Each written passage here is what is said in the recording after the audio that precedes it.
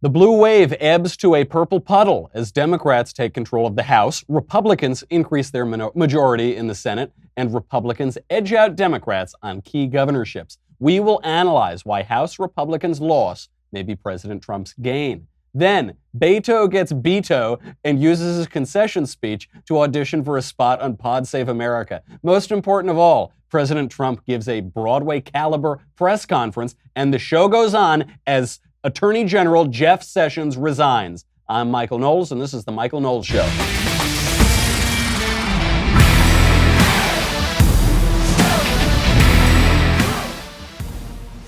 You know, I was pretty nervous last night. We were on camera doing election coverage for about 6 hours or something. I felt like we were on forever.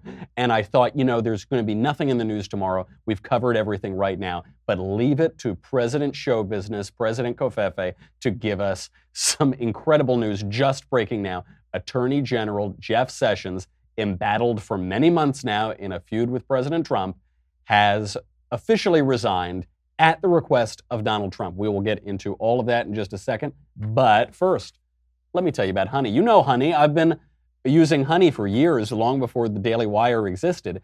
Honey is the best way to save money on the internet because you don't have to do anything. You install it in your browser, so it takes 2 clicks, you install it right in your browser, and it is a free shopping tool that automatically searches the internet for the best promo codes every time you buy something online. So you are just always getting the best deal. You log into Amazon or wherever you want to shop, and it says, okay, the price is $10, and then you look at honey and it says, hey, dummy, do you want to save $4? You say, yeah, I'm not a dummy. I'd love to save $4. And you just do it, and you just save money automatically.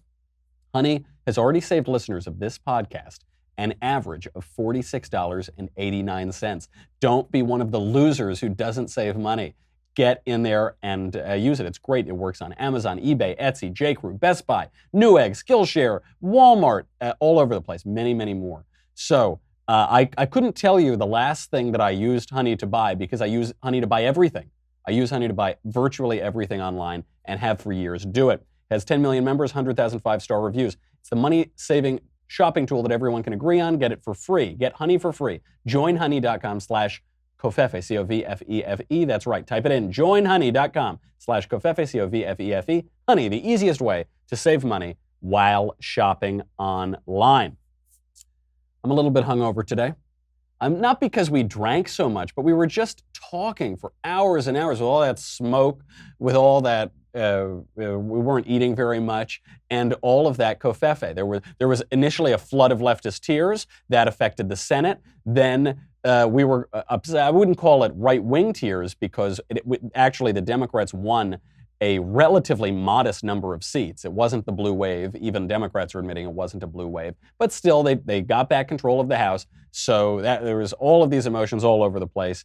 And the real question is, how should conservatives feel about all of this? We didn't get to guzzle those leftist tears. I'd be much more hungover if we guzzled those leftist tears last night. But how do we feel? I think, one, the turnout was insane last night. The turnout was record high. I was hearing it from people all day long, and the numbers seem to back it up. So you had record high turnout. I mean, tens of millions of more voters than were expected from previous midterm elections. That is a big win for Republicans. That owes to Republican candidates and to President Trump, who in many ways nationalized the election. In the off year, when your party is in the White House, your turnout is generally relatively low because you're happy, things are going fine. It's the other side which is motivated to turn out. So we expected very high Democrat turnout, and we saw Tea Party levels of enthusiasm among Democrats. We also saw very high enthusiasm among Republicans. That's a big win for Republicans, that we could motivate the Republican base in an off-year election. That was a big win. The Democrats took the House. They didn't take it by a lot. A blue wave would have been if they took it by 50 seats, even maybe 45 seats, or 55, or 60, or 63. Barack Obama lost 63 seats in his first midterm election. Bill Clinton lost 54 seats in his first midterm election. The Democrats, it looks like they picked up anywhere from 28. 28 is what's, I think, been officially called right now, but it looks like they picked up about 34 seats, somewhere around there. Okay, how disheartened should we be about the Democrats taking the House? I don't really care. I would have loved it if Republicans had held the House, because it would have shown, it would have bucked the historical trend so much. It would have been such a mandate for this administration to govern that it would have been irresistible. We would have loved it. But practically speaking, because the Democrats took the House, who cares? Who cares? What were Republicans doing with the House anyway? What were they I mean, we got tax reform. That's good. What else? Anything else? We didn't get entitlement reform. We didn't really get a spending decrease. What did we really get out of it? What were they doing? In part, Jeremy Boring, the God King, was talking about this last night. In part, this is because for the last 10 years, we've been running against earmarks, pork barrel spending, the kind of spending where one congressman says, all right, I'll vote for the spending in your district if you vote for a bill that has spending in my district, and then we both get to bring home the bacon for our constituents and we'll get reelected. And this was the way that politics worked in this country for a long time, and it incentivized legislators to vote on legislation. So Jeremy Boring now is saying, bring back the bacon, bring back the earmarks, and he makes a very good case for it, which is that if you don't have pork barrel spending, nobody has any incentive to vote on anything. So all you can do is grandstand and then go back and obstruct and then go raise money in your district, and you're not actually legislating. That's what we've seen. The Republicans won the House of Representatives in 2010. There was this amazing Tea Party election, took back the House. What did we get for it? Because then Republicans took back the Senate in 2014. As a matter of legislative accomplishments, what did we get? We were told when we took back the House that we had to take back the Senate to get anything. When we took back the Senate, we were told we had to win the White House to get anything. When we took the White House, what did we get? We got tax reform. That was great. We almost got Obamacare repeal, except John McCain voted it down. John McCain ruined our chances at that. May he rest in peace. So what did we really get? We were promised as early as 2010 that we're going to reform entitlements, the biggest driver of our debt and deficit. The young guns, Paul Ryan's going to do it. Did we get that? No, we didn't. Not for lack of trying on Paul Ryan's part, but we didn't. So now that we've lost the House, what's the legislative loss? They won't make the tax cuts permanent, but nothing is permanent in politics. And we won't get entitlement reform, which we weren't going to get anyway. Okay, we kept the Senate. We actually gained seats in the Senate. What does that mean? It means that the judges are going to keep rolling in. President Trump has done a great job, and Cocaine Mitch has done a great job of getting judges appointed, to federal judges, and obviously on the Supreme Court. That means we'll get more of that. That is probably going to be the legacy of this first term. If that is the legacy, that's pretty good. If the legacy is executive orders, deregulation out of the White House, and all of these federal judges, that's a win. Great, I'll take it. The big question by losing the House that is now going to be asked is, can President Trump still win if he loses? That sounds like a contradiction in terms. But he's just lost something. He lost the House. Historically, it seems inevitable that he lost the House. In many ways, they lost it by less than they should have. Okay, blah, blah, blah, whatever. They lost the House. President Trump's charm, so much of his charm, is that he wins. He wins all the time. He never loses. And that's held true. This guy has been talking about running for president since the 80s, but he never did. He didn't quite do it until he knew he could win, until he saw his opening. He took it, and he won. He beat out an extraordinarily qualified Republican field, knocked them down one by one, 16, 17 candidates. Then he took down the House of Clinton. So he's got all this win. Now that he's lost a little something, can he maintain that charm? Can he maintain that air of invincibility, the Teflon Don? I suspect he can. I suspect he can because of how he handled himself in this press conference. And frankly, I think that losing the House will give great political benefit to Donald Trump. Holding the House would have given great political benefit in the sense that it would have been such a mandate to govern. But now President Trump has an adversary. And we'll get to why that matters in a second. So what's the good news? GOP extends its Senate majority, and the GOP picked up key governorships. So this means, look, the map in 2018 was pretty good for Republicans in the Senate. It's not going to be so good for Republicans in 2020.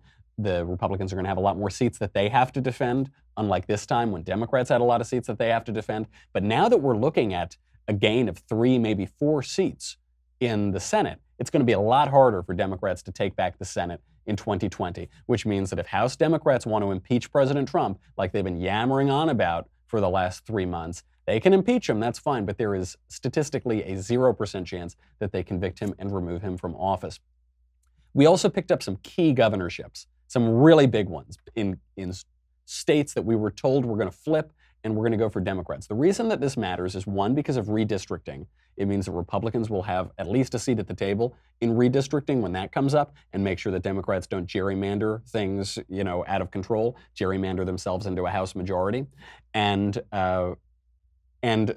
the big pickup was in Florida. So just some of the major upsets, some of the key GOP wins here. Mike Braun beats Joe Donnelly in Indiana. Polling told us Donnelly was going to win.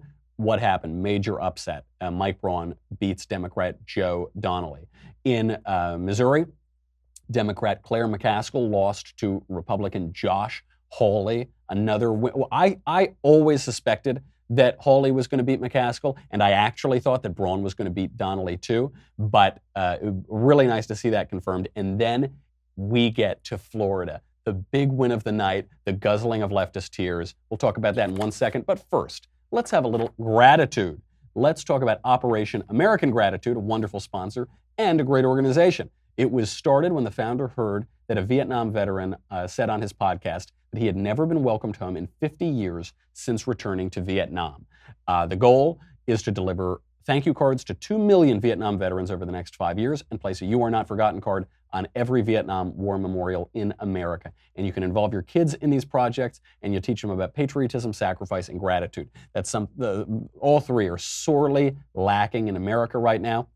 Wonderful way to teach your kids so that they don't turn into some crazy blue-haired, shrieking anti-American nutcase.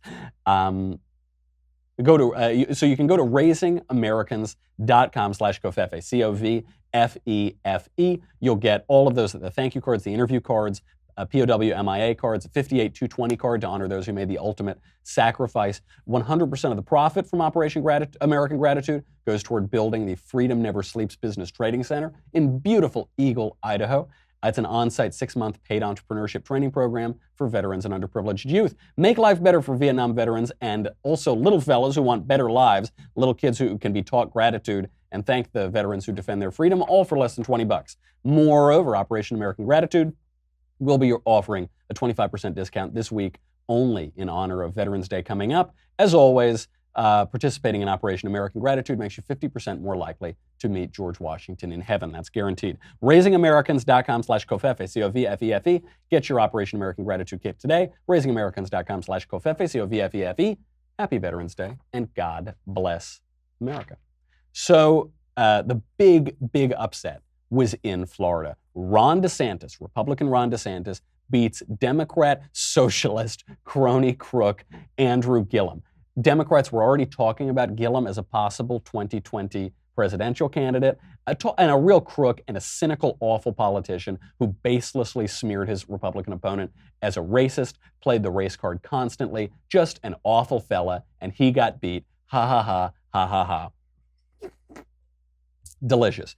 Also in Florida, another big win. Looks like a big win. The race has been called for Republican Rick Scott, the former governor of Florida. It looks as though Republican Rick Scott beat Democrat Bill Nelson. Nelson is calling for a recount. Why? Because Democrats cannot concede races ever. They just can't do it. Al Gore can't do it. Hillary Clinton can't do it. Bill Nelson can't do it. They just whine and moan and complain, and they're going to keep digging and recounting those ballots until they find enough dead and illegal voters to force them into office, because they're sore losers and they don't treat politics with any dignity whatsoever. Now, just north of Florida, in Georgia, you had the race between Republican Brian Kemp and Democrat Stacey Abrams. Stacey Abrams, another awful candidate, empty-headed candidate, who said that her coalition was going to be made up in part of illegal aliens, that her voting coalition was going to be people who should not vote, for whom it is a crime to vote. And you had Oprah go down there and campaign on behalf of Stacey Abrams. So that was the final couple weeks push. You've got to get Stacey Abrams through. What happens? Brian Kemp wins.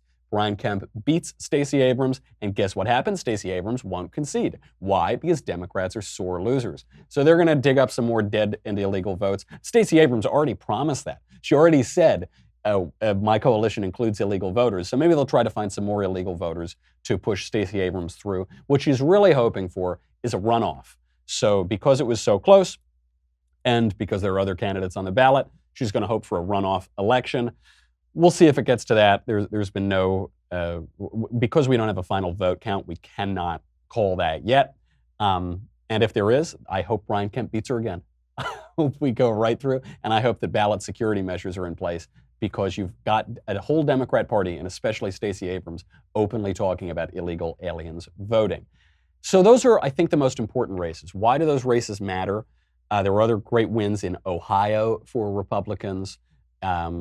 Unfortunately, Wisconsin governor fell to Democrats. Scott Walker, I think, has just been in there too long. He's fought very hard. He's been a very good governor, excellent governor in Wisconsin. But eventually people get sick of you and they throw you out, and that's what happened to Scott Walker.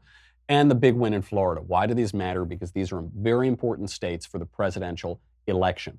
You know, Florida is constantly having votes decided by about 200 votes or 50 votes.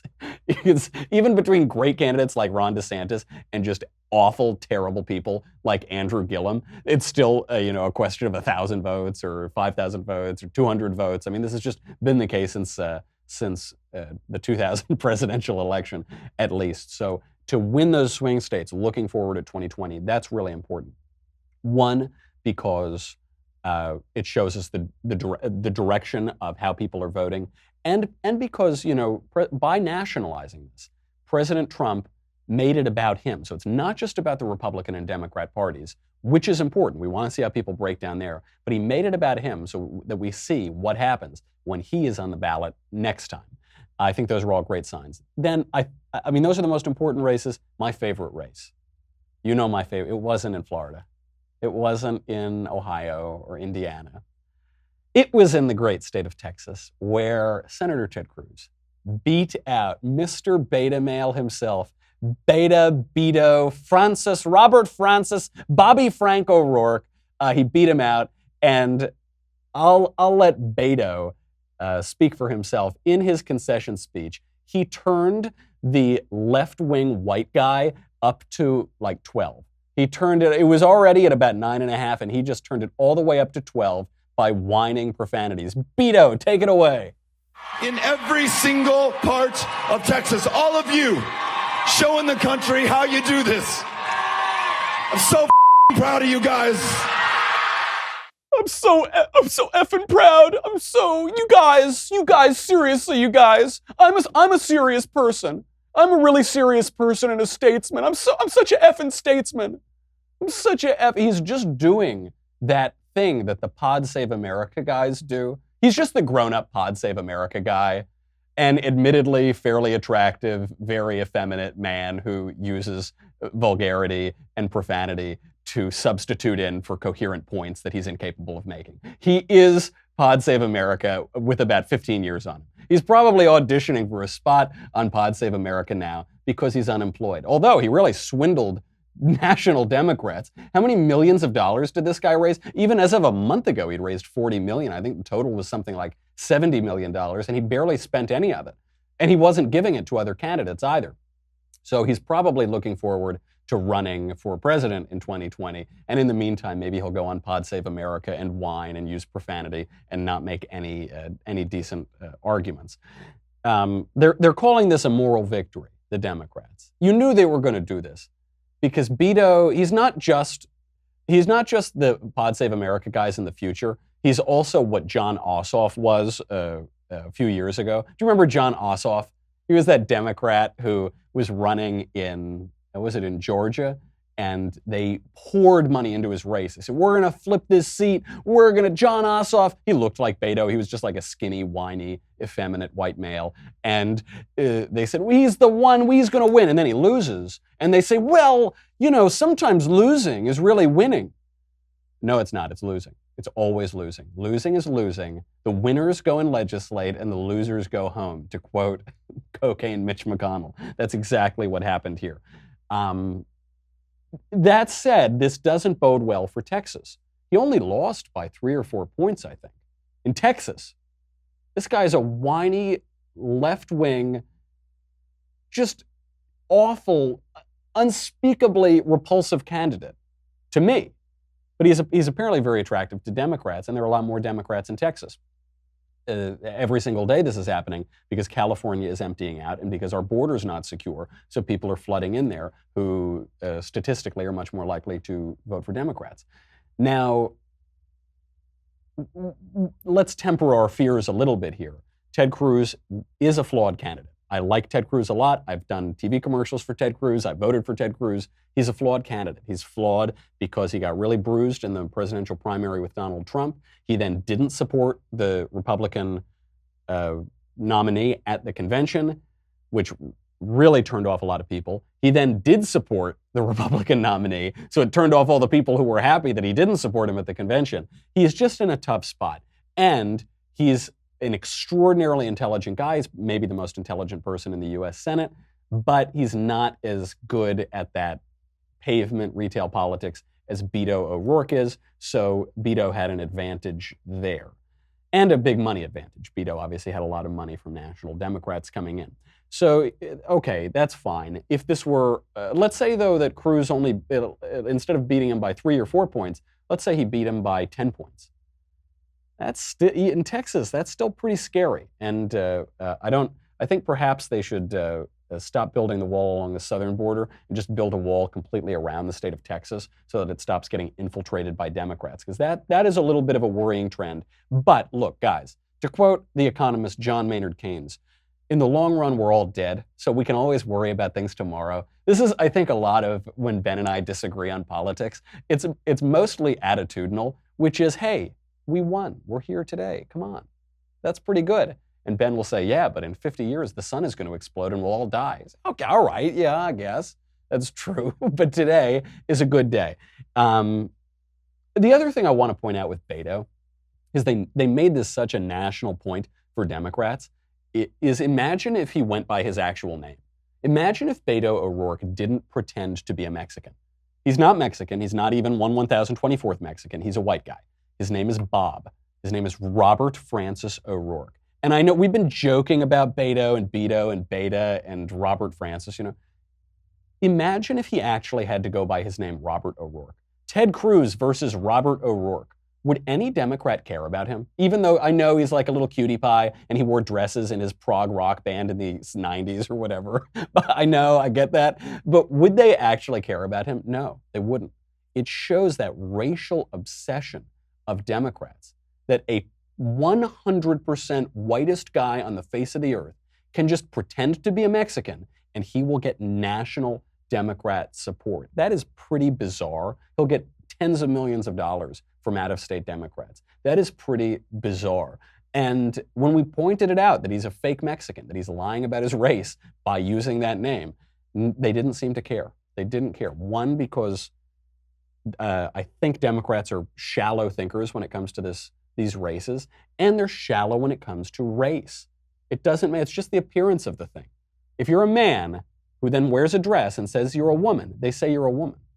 If you're a white guy who slaps on the name Bayto, next time he's going to go by like Juan Lopez O'Rourke, and you just slap on a Mexican name, then you're a Mexican.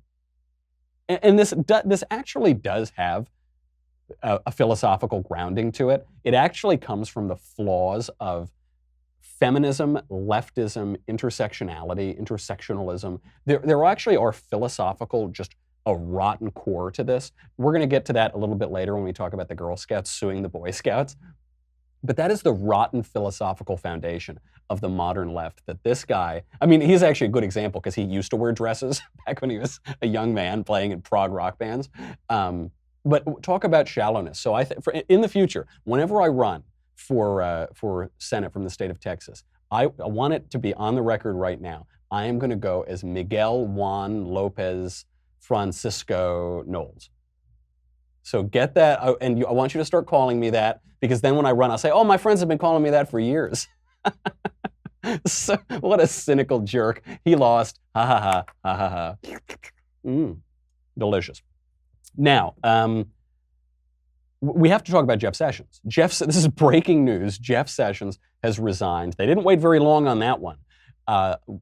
we've been wondering if he was going to resign for months and months. President Trump has been really hard on him ever since AG Jeff Sessions recused himself from the Russia investigation. He said, it's improper for me to be the point person on the Russia investigation because I was on the campaign, and so there's a special counsel appointed. He reports to Deputy Attorney General Rod Rosenstein, and Donald Trump has been hammering Jeff Sessions for this.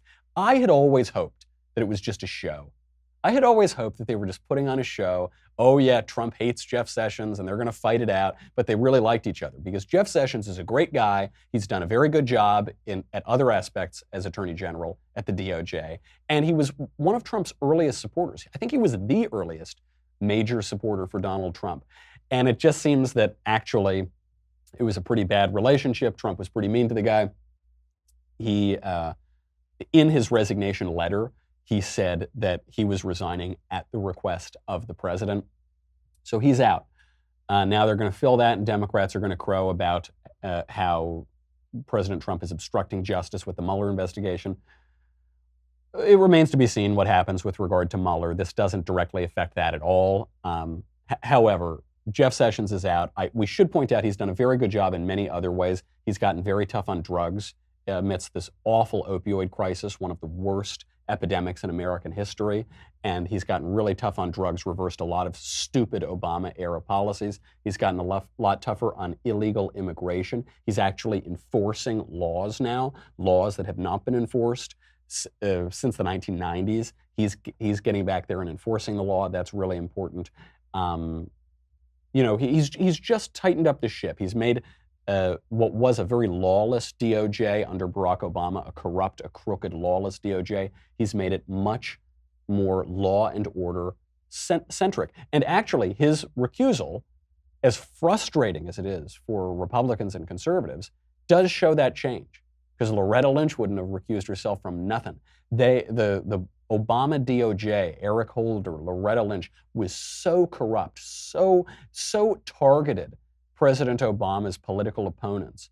And Jeff Sessions came in and he said, we're not going to do that. We are going to hold ourselves to a higher standard. I give him credit for it. I think he did a really good job in many areas, and I'm sorry to see him go. And hopefully, President Trump has replaced bad appointees with good appointees and good appointees with better appointees.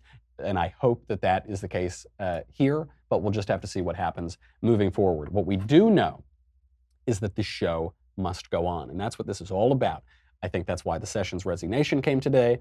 I think that's why Trump had this wild press conference today. The show must go on, and it is going on. There is the best news that comes out of these midterm elections, the absolute best news, and the reason why losing the House is actually probably a benefit to Trump. Might hurt the Republicans broadly, but it's probably a benefit to Trump, is that Trump now gets an adversary. He's got someone to fight against. When Donald Trump doesn't have an adversary, he's fine. He treads water. He's okay. But when he's got an adversary, that's when he shines. When he's got a Jeb Bush to go after, or a crooked Hillary, or now a Nancy Pelosi, that is when he shines.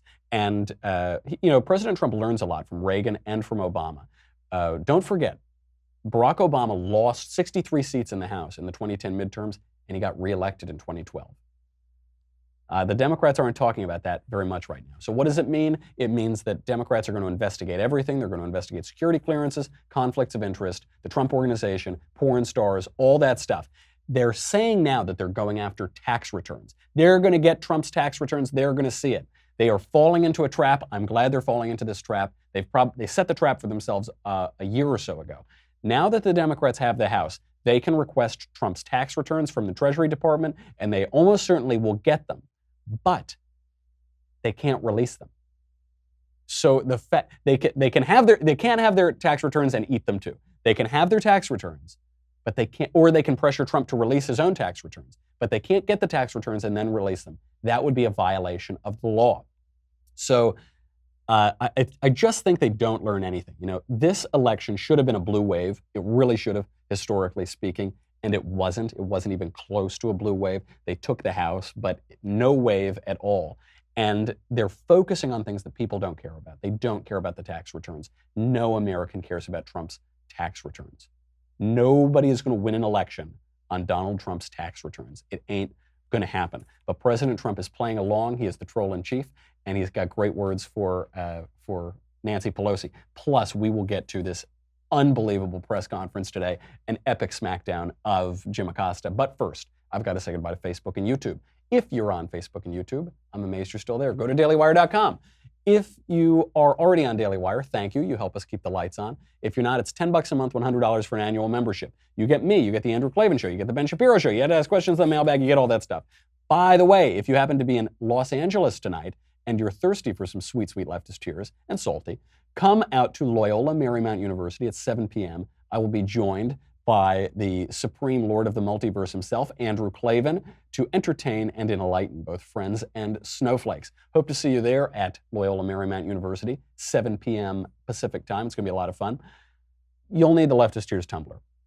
You're going to need it because the Trump agenda, with the exception of tax reform, has been all through the Senate, not through the House. We've made gains in the Senate. We're going to get more judges through. We're going to get more Brett Kavanaughs. I hope you like beer. I like beer. I still like beer. And I still like leftist tears. Go get your tumbler. We'll be right back with a lot more.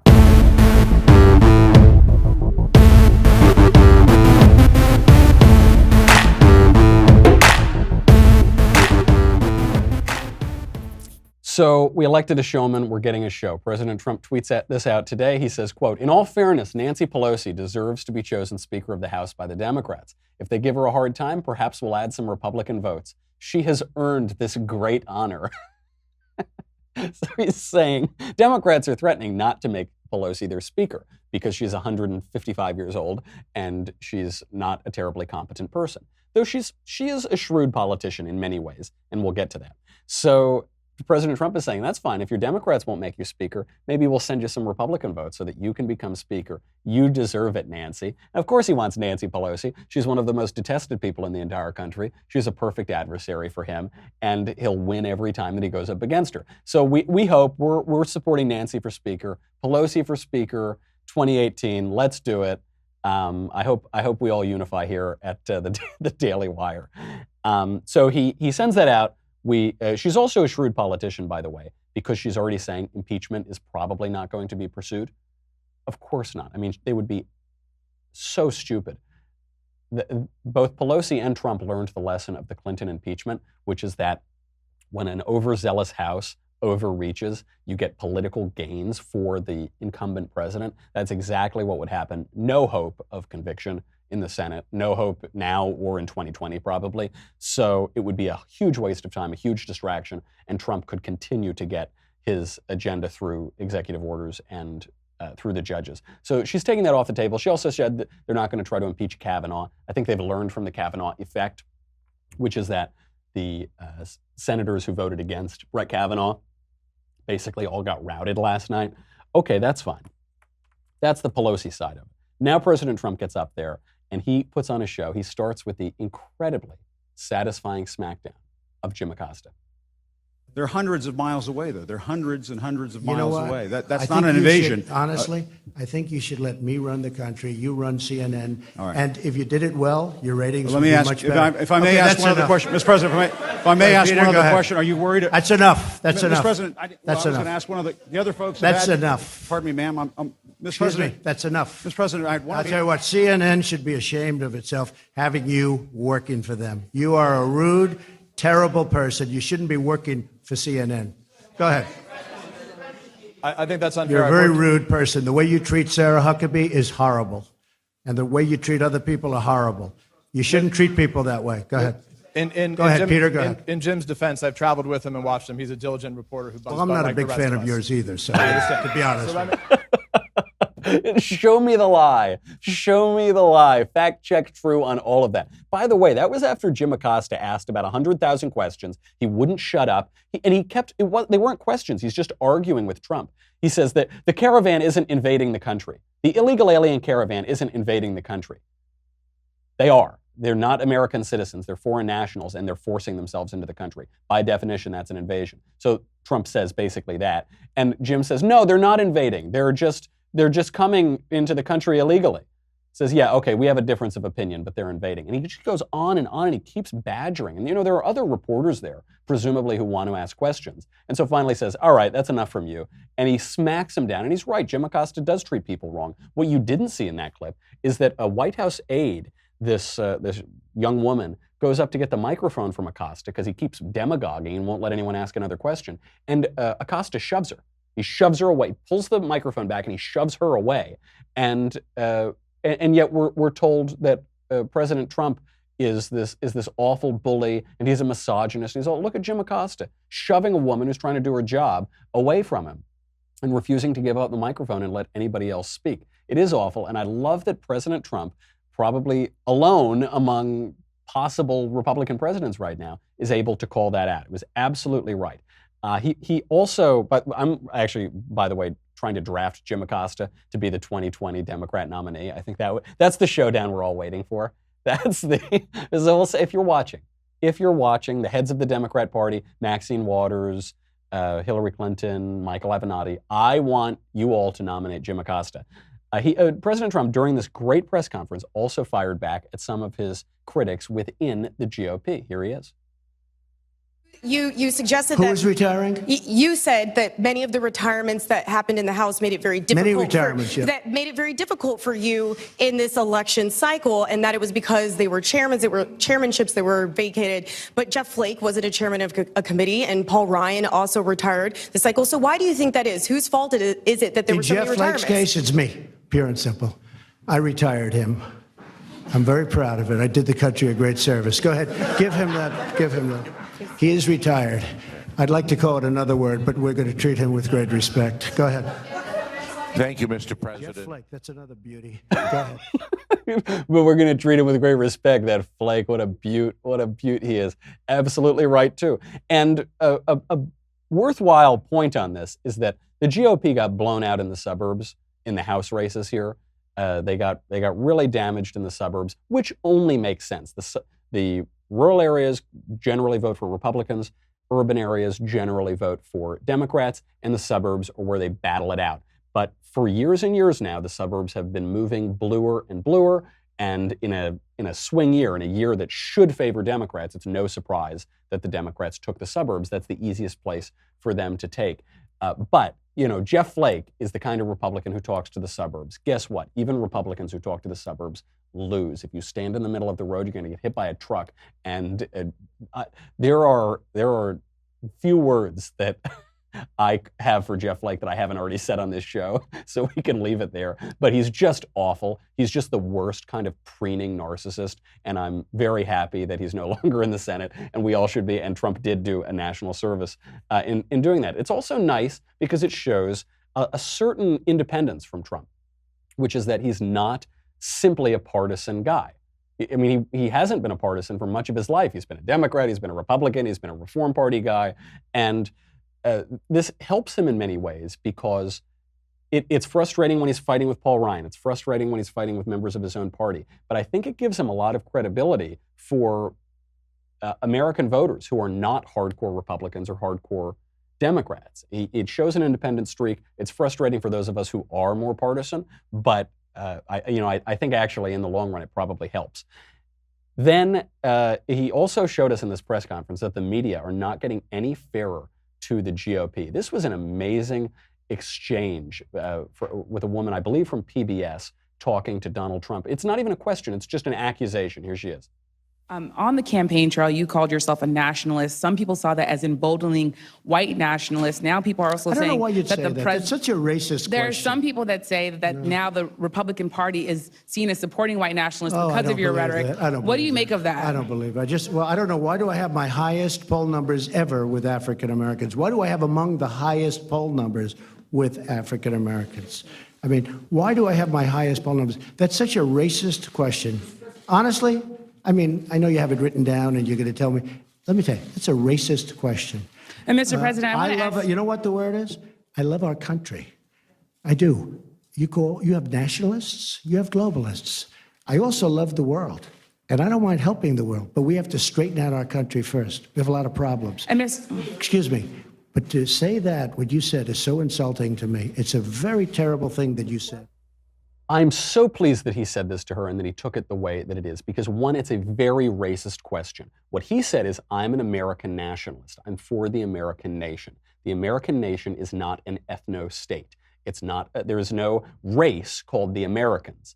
There are many races who have come to America. It was founded by people who were English and people who were Dutch and people who were black, who were brought over as slaves, and people who later were Irish, and then some Italians when the Sicilian sardine boat came over and met up with the Mayflower boat and produced Little Old Me, and other people too. And obviously, every race under the sun has come to America over time. To say that you are an American nationalist is to make a statement that is absent of race. And she says, if you support America, you're a racist. That's what she's saying. That's why her comment is racist. Is she's saying America is a white country? Saying America is a white country, but it is, or an English country, or an Irish country, or whatever. And then she says that you said you're a nationalist, and some people have said that means white nationalist. Some people. You're some people. You're the some people who said it. Admit it. At least have some courage and say, I'm criticizing you for this, and I'm equating American nationalism with white nationalism. This doesn't make any sense. When Trump says he's a nationalist, he's spoken with stunning clarity on this. He is saying that he supports the Westphalian system, the system of nation states that we've had for about 400 years in this world to preserve the world order, and that independent nations are the best units of global of the global order to preserve liberty for its people. That's what he's saying. He juxtaposes it with globalism, which refers to transnational, supranational empires like the European Union or the United Nations or any other. Okay. So he says this, and she says, well, what about, isn't that just like white nationalism? White nationalism is actually the opposite of nationalism because there is no white nation. There's never been a nation of the whites. In fact, actually, the only sound argument against nationalism is Europe, is the white continent, because there isn't just one white nation, which is called Europe. There are many of little nations, the French nation, the Italian nation, the English nation, the Spanish nation. And all of those nations would fight with one another. The argument against nationalism is that all of those independent nations having too much sovereignty will get all of the various white people to kill each other in Europe. There is no nation of the whites. That there can be white empires. Plenty of people have tried to create empires such as that, but it is not nationalism. So it's both a misunderstanding what she's talking about, but it's also an awful calumny. It's an awful slander. And so he says, your question is racist, which is true. And then he said, your accusation against me is so horribly insulting. And I'm glad he said that, because they get away with this. They've gotten away with this for decades. They call you a racist, and we're supposed to take it. We're just supposed to take it. I've had people in ostensibly polite conversations call me a racist flat out, or imply that I'm racist or bigoted, or I don't like people of other races. And that's so, I got two words for those people, though I try to be polite in conversation, so I don't say them very much. But it's awful, and the people who do it should be ashamed of themselves. They behave like children, like little, angry, hysterical, mean-spirited children, and that's how she was behaving, and she should sit down. And I'm glad that President Trump called her out for it. The press conference only got better from there, of course, because it's not just that reporters are unfair when it comes to racial insinuations. It's that they're unfair on questions of basic history. They're actually trying to rewrite history to make Barack Obama look better and to make Trump look worse. Look at this stunning exchange, which for some reason the left is spreading all around Twitter right now. President Obama allowed a very large part of Ukraine to be taken, and right now you have submarines off that particular parcel that we're talking about. That was President Putin who annexed Crimea. So that was President Obama's regime. That was during President Obama, right? That was not during me. But it was President No, that Putin, was President sir, who did the Obama. annexation. No, it was President Obama that allowed it to happen. Had nothing to do with me. Okay, go ahead. That's exactly right. I suppose technically both of the people in here are right, except the reporter is wrong because he's trying to pretend that his point contradicts Trump's point. It doesn't. Trump said Barack Obama allowed Crimea to be annexed by Russia. That is true. Crimea was annexed by Vladimir Putin and Russia in 2014. Barack Obama let that happen. Barack Obama, he's supposed to be the leader of the world. He's supposed to go in there and kick the bad guys and draw red lines, and he let it happen. George Bush, by the way, routed Vladimir Putin out of most of Georgia when Vladimir Putin invaded Georgia. And Barack Obama failed to do that in Crimea. So Trump makes that point. And then the reporter says, well, no, Vladimir Putin annexed Crimea. Like, yeah, right, dummy. That's not the point I'm making. The point I'm making is that Barack Obama allowed him to do it.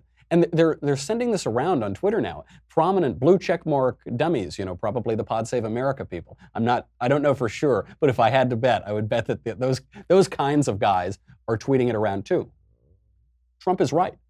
And they're trying to rewrite that because they don't want to admit Barack Obama's weakness and failure as president. But he failed. And I like that Trump is doubling down on it too. They're trying to rewrite history, not just read your mind, impugn your motives. They're trying to rewrite history, and we shouldn't let them do it. They also have no idea how the government works, but we're going to have to save that for tomorrow because we're out of time right now. You should check out the speech tonight. It's going to be a lot of fun. I suppose it'll be more of a conversation than a speech with me and the supreme leader of the multiverse, Andrew Klavan. So check that out. I hope we're going to live stream it. Hopefully we'll record it too, but if you're in town, check it out at Loyola Marymount University, 7 p.m. Pacific. And otherwise, I'll see you tomorrow. In the meantime, I'm Michael Knowles. This is The Michael Knowles Show. See you then.